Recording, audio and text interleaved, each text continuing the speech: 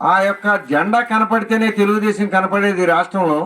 ఎక్కడికి వెళ్ళినా, బస్సులోకి వెళ్ళినా, ఇంకో చాటుకి వెళ్ళినా అంత ఆ రకంగా పసుపు బట్టలతో మా అందరినీ ఆయన ఒక పెద్ద రకంగా పార్టీ గురించి ఎవళ్ళు ఏమన్నా సరే వాళ్ళ మీద ఎక్కడ ఏ సెంటర్ అవని ఎక్కడన్నామని ఎవరిని మాట్లాడనీయకుండా ఏ కార్యక్రమం ఉన్నా అదే టయానికి ఖచ్చితంగా స్టేట్ వైడ్గా ఎక్కడున్నా సరే, ఉమ్మడి ఆంధ్రప్రదేశ్లో ఉన్నా సరే, ఎన్టీ రామారావు గారు ఆ రోజున బాబురావు టికెట్ ఇవ్వనంటే మేమందరం కలిసి వెళ్తే ఎన్టీ రామారావు గారు కాళ్ళలో దూరిపోయాడు. నువ్వు బాబురావు టికెట్ ఇస్తా నీ కాళ్ళు వదులుతా, లేకపోతే నేను వదలను. నువ్వు బాబురావు టికెట్ ఇస్తే నీ కాళ్ళు వదులుతా, లేకపోతే నేను వదలను అని సెక్యూరిటీ కాడ లాగిన పట్టుకుని 2 కాళ్ళు వదలటం లేదు.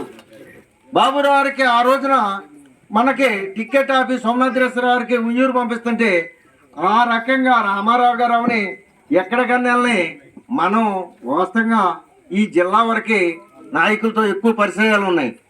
కానీ స్టేట్లో ఎక్కడికి వెళ్ళినా అంత దూరాన్ని ఉన్నా సరే ఏ మినిస్టర్ గారు అవని ఎవరన్నామని ఆ రోజున వసంత నాగేశ్వరరావు హోమ్ మినిస్టర్గా ఉంటే ఆయన ఎక్కడో ఉన్నాడు, ఈయన ఎక్కడున్నాడు.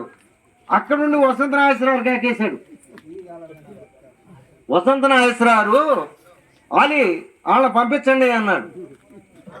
పంపించండి అంటే వాస్తవంగా పంపించడం బాగానే ఉంది, కానీ మేము ఎమటెళ్ళే వాళ్ళని కూడా రాకపోతే వీళ్ళ సెక్యూరిటీ వాళ్ళని ఊరుకునేవాడు కాదు.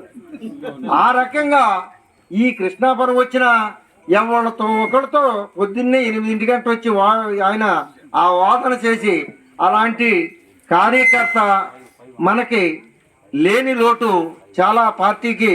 ఎందుకంటే అంత ఏ విలేజ్లో ఉన్నాయి, ప్రతి విలేజ్ కాడ తిరిగేవాడు. ఏ కార్యక్రమం ఉన్నా సరే ఆయనకి వాళ్ళ కుటుంబ సభ్యులకి శాంతి చేకూర్చాలని మేము మనస్ఫూర్తిగా కోరుకుంటూ సెలవు తీసుకుంటున్నాం.